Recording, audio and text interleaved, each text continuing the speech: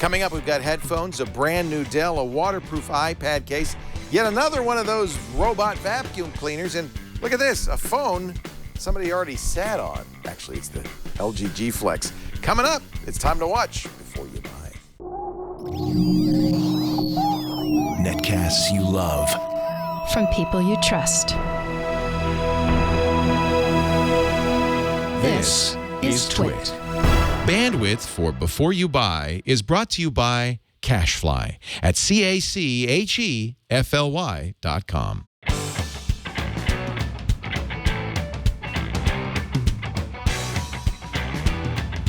Rum bum ding dum bum bum bum. Hey, welcome to Before You Buy, the Twit product review show where we get all these great products in here and let our staff play with them and give you kind of what a real world experience, what it'd be like to own this device. When we get headphones, we like to give it to Jammer B, John Slanina, our studio manager. He loves music, and he loves nothing more than lying on his back with the album, reading the liner notes, and listening on his great big Koss headphones. We thought we'd get him something a little bit smaller this time around. From Sennheiser, take a look. Hi, I'm John Slanina, and today for Before You Buy, I'm reviewing the Sennheiser Momentum on-ear headphones. As you can see, these pink headphones are colorful and stylish, and you kind of be stylish, I guess, to compete in the modern world of headphones. But these come in a variety of more muted colors, kind of pastel than some of their competitors in their bright, vibrant colors. That's pretty cool. I like the variable adjustment for the size, and they're easy to adjust to just the way you like them. They comes with two cables and an interesting twist lock connector that lets you change the cables. The second cable it comes with has a microphone and playback controls for Apple devices. The controls work pretty well, and the microphone lets you make and receive phone calls. The phone calls, I had a friend give me a call using these headphones, and the microphone sounds pretty good. It rejects outside noise pretty well. I didn't notice the rubbing, the fabric noise with the cable that we get with these kinds of microphones. So let's talk about the sound. The highs are really bright, and I was listening to a cymbal, and the cymbal crash was almost harsh. For the mids and the lows, I was listening to some Hammond organ and some rock, and it seemed not as full. It seemed kind of thin in these compared to some other headphones. I listened to some of my favorite rock, I listened to some classical passages, and I listened to podcasts for voice. And in the classical, there was a movement with some timpani slowly fading out, and it just didn't have the full low resonance that I was able to hear in some of their competitors. So these are the Sennheiser Momentum on-ear headphones. They cost between $200 and $230 depending on the color. The pros for these headphones are that the size adjustment is easy and continuous, so it'll fit just about everyone. The unique cable lock that prevents the cable from accidentally disconnecting, I like that too. And the microphone for making phone calls works pretty well. And the cons are all related to the audio. I really am surprised to say, because I've liked Sennheiser headphones for decades, that these don't sound as good as other headphones that are in the same price range, even less expensive headphones. So the highs are a little too sharp and too bright. The lows and the mids are a little thin. So for these Sennheiser Momentum on-ear headphones, I have to say don't buy. I'm John Slanina for Before You Buy, and these have been the Sennheiser Momentum on-ear headphones. Thank you, John Slanina. Jammer B, we call him, from his many years in our chat room, our studio manager. And the Sennheiser Momentum on-ear headphones. Shannon Morse is here. Snubs, our producer of the show, the woman who wrangles all the gear, all the products. And this is kind of interesting because this is a new Dell Latitude. They make, pretty good business laptops. But this one is mil-spec. It is. So this is the Dell Latitude E7440. So this is one of the many laptops in their Latitude 7000 series. You can get laptops in that series for as little as about $1,000 at $1089. This one in particular costs $1849 on their website. Wow. And that is with a coupon on the Dell website. So how come it's so expensive? So this is made for people that travel a lot, people that are going to be out and about about on planes, moving it around in backpacks and things like that. So what they did with this is stylized a military chassis on the inside that can not only deal with things like vibrations, but can also deal with spills on the keyboard. They did a lot of testing with that, as well as high temperatures and low temperatures. So if you have it in your car in the middle of summertime in like Arizona, then you'll still be fine with this. And if you open and close it several times because you're traveling and you need this at a bunch of different locations, the chassis will end up working very well. It's also built with aluminum, and on the back it has nice carbon fiber footprint on it. So it's really, really pretty. It feels really nice because it has this soft texture to it. And the one big thing I did not like about this was the keyboard. So if you notice, you might be able to notice it on the screen. You can see a little bit of a flex going on with this whenever I press down on some of the keys.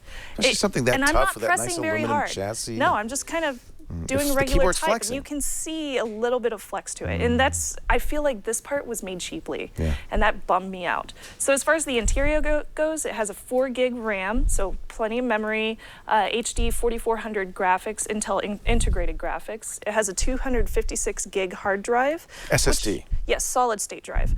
So enough That's nice. space. That's yeah, one of the enough reasons space. it's expensive. It's a big solid state drive. Yeah, exactly. And it also has Windows 8 Pro, and there's a whole bunch of extra security settings that you can get from Dell as well for this specific laptop series.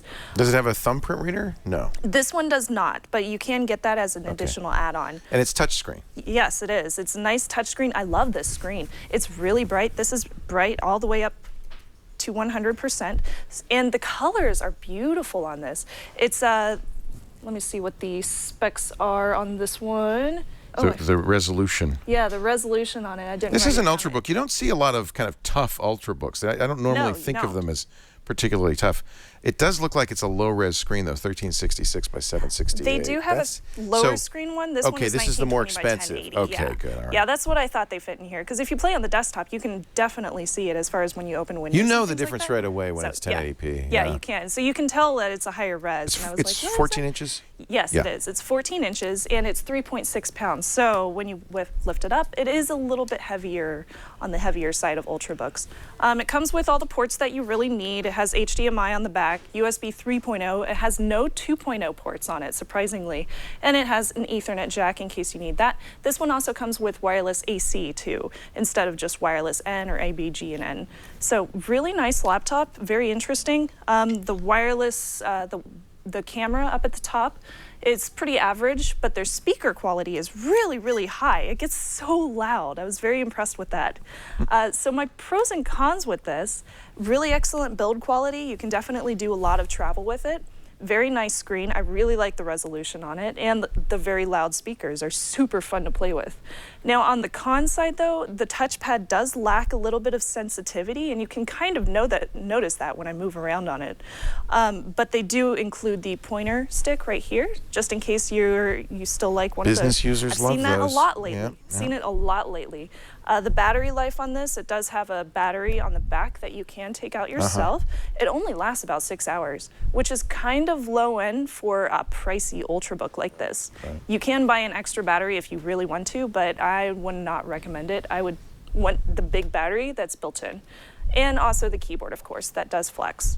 So if you are traveling and you're looking for a nice Ultrabook, I would recommend it, but that's only if you buy the external battery in addition to this one, so you can switch them out. So I would have to give this one a try. Not necessarily a buy, because it's not for me, but a try. So this is the higher end $1,800 version of the Dell Latitude. This is the E7440, 7440. 3.6 pounds. And I wasn't joking. It really is mil spec. It's let me see. It is, yeah. It said mil spec 800, I think is what they said, 800G. So that's, I don't know what that means. You can drop it out of a helicopter. I don't know.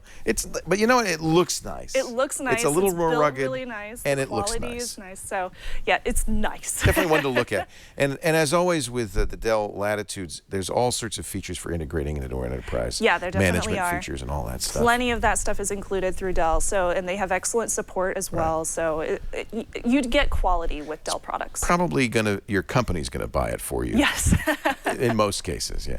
Hey, thank you, Shannon. Shannon Moore Absolutely. Snubs is the producer of this show and, of course, a host on Coding 101. Yeah. Our How to Code program that is now Fridays, right? It's on Thursdays. Thursdays. Yep. Thursdays is my Saturday, so that's why I'm confused. Thursdays with Father Robert Balliser at 4? About 1:30 Oh, it's we do earlier. the show. Okay, good.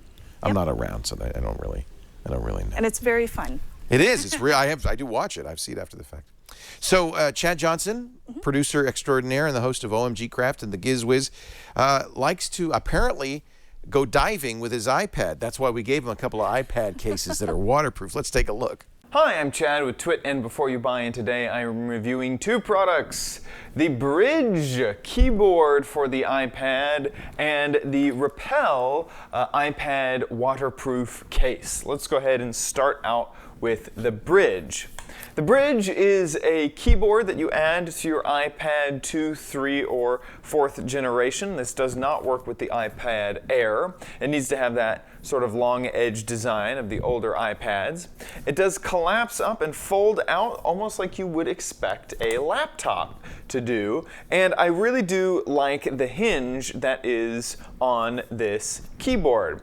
It uses just sort of these rubberized latex inserts around aluminum hinges that keep your iPad in place. I would say that the keyboard is on there pretty sturdy, so is the iPad. The case connects with the iPad via Bluetooth, and it also has multimedia keys along the top, which are things like for home, brightness up and down, volume up and down, play, pause, that sort of thing. And then it also has stereo speakers right on the top as well. Now the keyboard, it's a full-size keyboard. It makes typing a dream on an iPad, especially if you have to do it an awful lot. The case is made out of aluminum, the same type of aluminum that you would expect to find on a MacBook or the back of your iPad, which is nice. It has rubberized stoppers so that you don't scratch up your iPad or the table on the front and the back.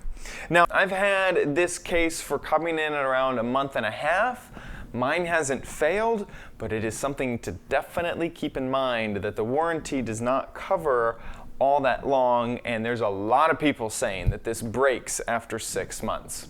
Okay, let's get into the pros and cons for the Brydge full-size keyboard. I really enjoyed the full-size keys and keyboard. It felt very, very nice. I love the fact that I had multimedia buttons that worked very seamlessly with the iPad, and the extra speakers were fantastic. On the cons, this was pretty heavy. I didn't like hefting around the exact same weight as an iPad Air. The weird Bluetooth pairing process that you have to go through is a con. And then finally, the horrible Amazon reviews is also a big con. Buy, try, don't buy for the Brydge iPad keyboard case. I'm going to have to give this a try.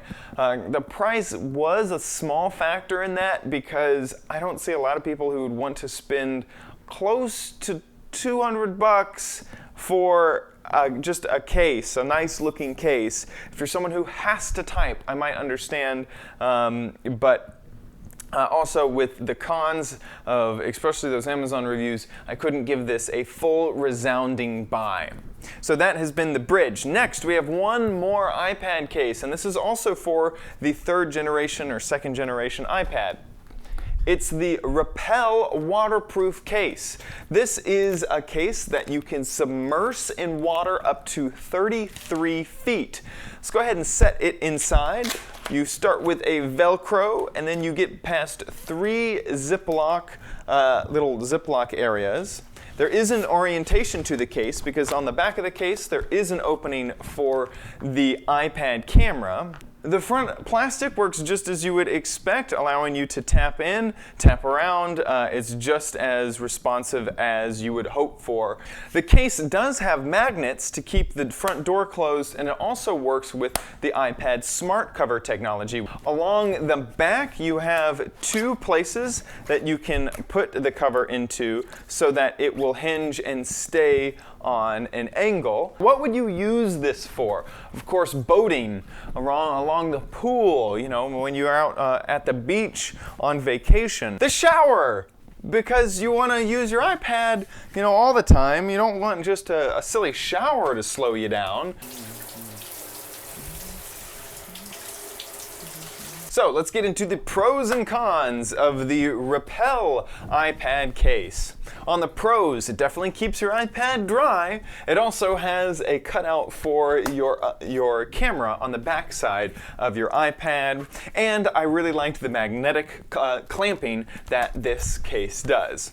On the cons, it definitely does feel like a lot of plastic, and the edges, while not like sharp, they're not going to cut you, they are very hard edges and don't feel luxurious at all. It's also very hard to get at any of the side buttons once this iPad is encased in the plastic. It's very hard to hit even just the unlock button, or I can't figure out a way to get to the volume up and down buttons. I'm trying as hard as I can to squish up there, and I really just can't get to them. There's no way to get to the ports or the headphone jack, which isn't that big of a con because you would sort of expect it in a waterproof case.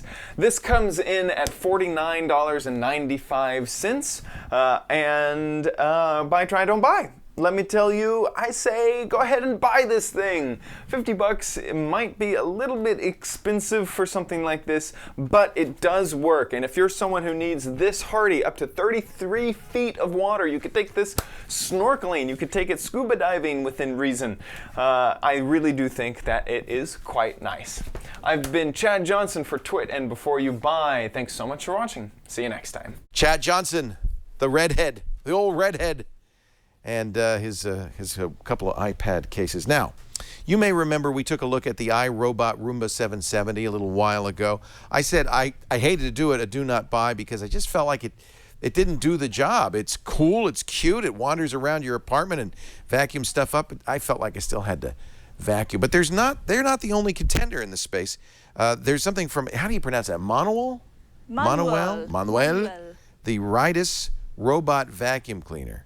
We gave it to Brian Burnett, a noted slob, and asked him to tell us what he thinks. Brian Burnett from Twit and Before You Buy, here to show you today the Moneual Rydis MR6550. The Rydis is 14 inches wide and 3 inches tall.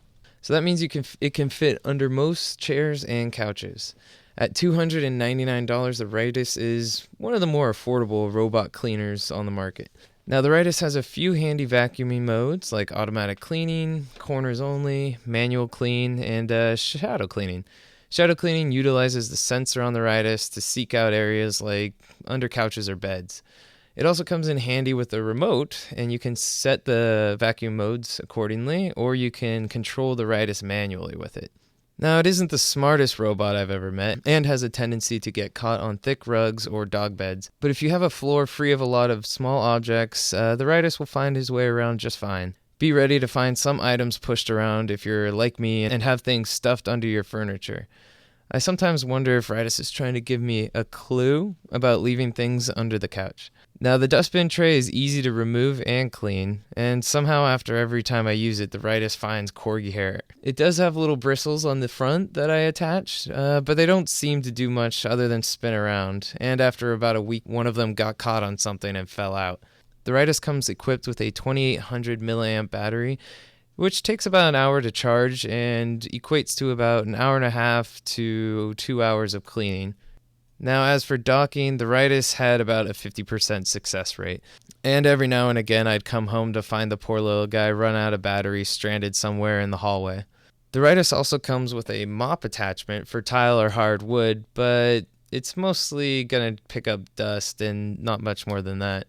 It also came with a room barrier sensor, which would allow you to block off a room or some stairs. But as for me, my apartment door worked just fine. Two of my favorite features that came with the Rydis were also it will bring you coffee and a DJ mode. But you'll have to provide the coffee and Bluetooth speaker on your own.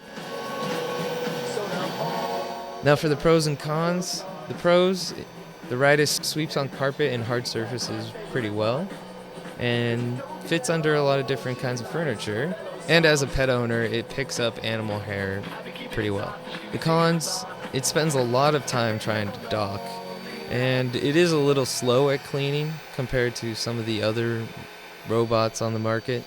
Also, the dustbin is relatively tiny. So buy, try, or don't buy? Well, Armed with the knowledge that the Rydis is basically a dustbuster with wheels, I'd have to give the little robot with a heart of gold a buy. It has an affordable price in the cutthroat robotic vacuum market, but just know that this isn't a vacuum replacement, but more of an automatic way of cleaning under chairs, couches, beds, and other hard-to-reach places.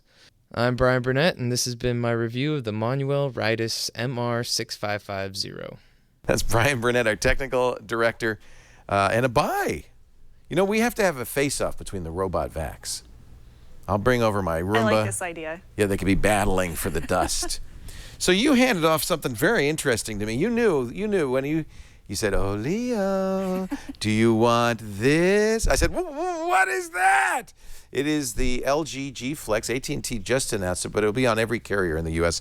except for Verizon. It's going to be one of those pricey ones, $300 on contract, and that's because it is, well, 6 inches. Now, did you notice something? I was looking for the on-off switch all around it. I did. This is like the other LG G, the G2. It has the switches on-off volume rockers on the back. That is so weird. It's just one of many weird things about the hardware of this phone. I think what happens is if you're an Android handset maker, you've got to differentiate yourself. You've got to be different. And as a result, Samsung, LG, HTC, everybody's doing something different. So this is LG's claim to fame. Now, when the G2 came out, a lot of people raved about this phone, even though these rockers on the back are a little hard to get used to. I have a couple of problems. First of all, I'm just used to looking on the side of the phone. I have to say, though, when you hold the phone to the side of your head, it seems more natural to have the volume up and down right there and the on-off switch. But here's the problem. See that camera lens? It's right next to it. How many times have I smudged up the camera lens by touching the rocker switches? I wish they weren't so close together. Maybe put the camera lens over here. The other thing that immediately becomes apparent is the thing is curved. It's the Flex. They say, and I didn't have the guts to do it, that you can actually flatten this phone. You can sit on it. I wouldn't recommend that.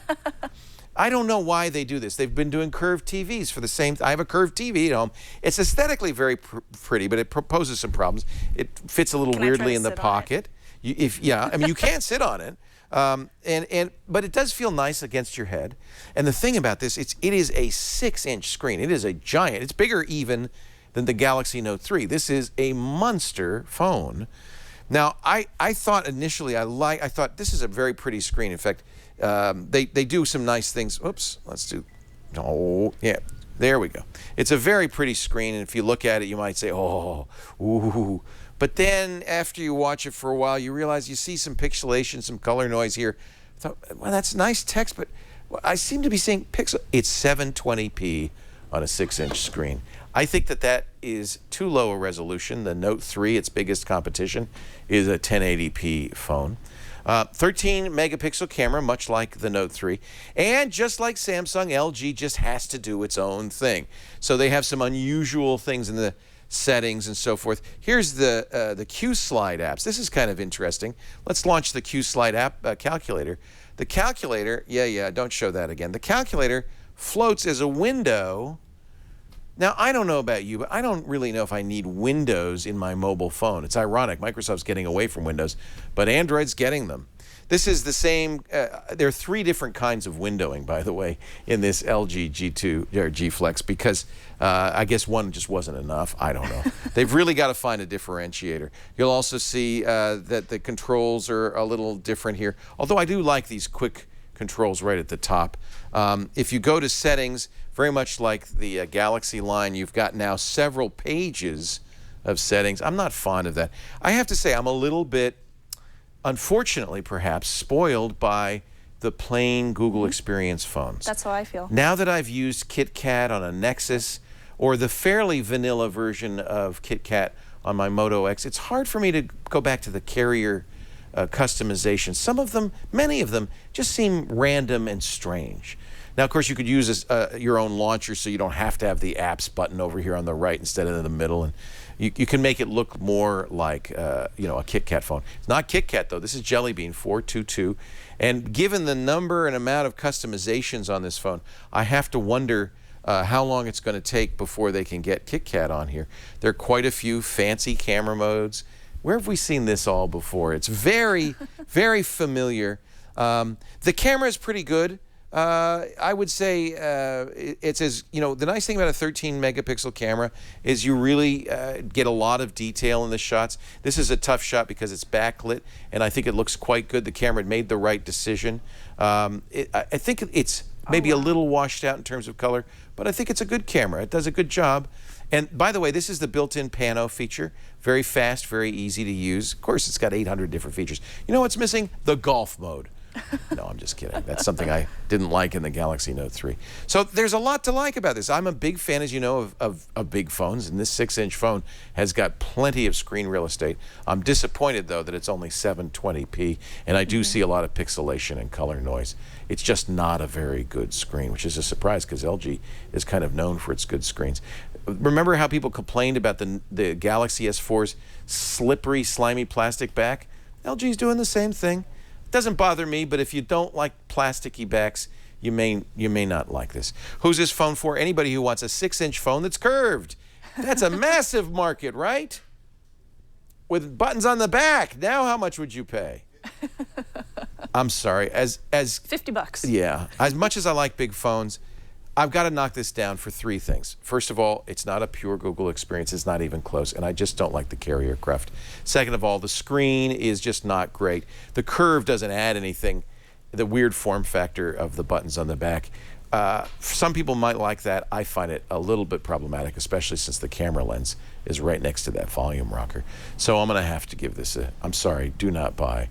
I admire LG for hanging in there.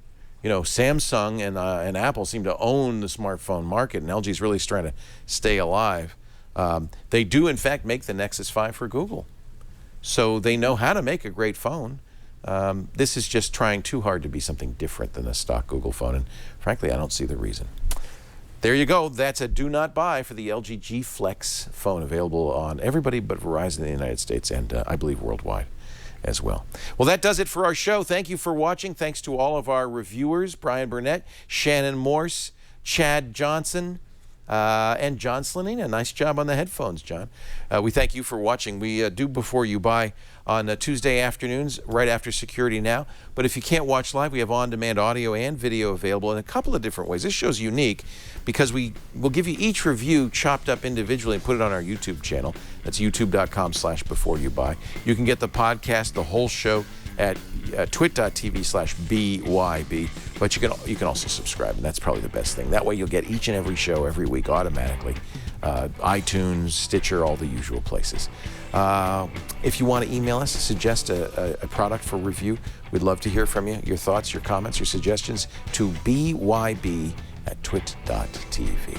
I'm Leo Laporte. Thanks for joining us. Remember, you gotta watch before you buy. See you next time.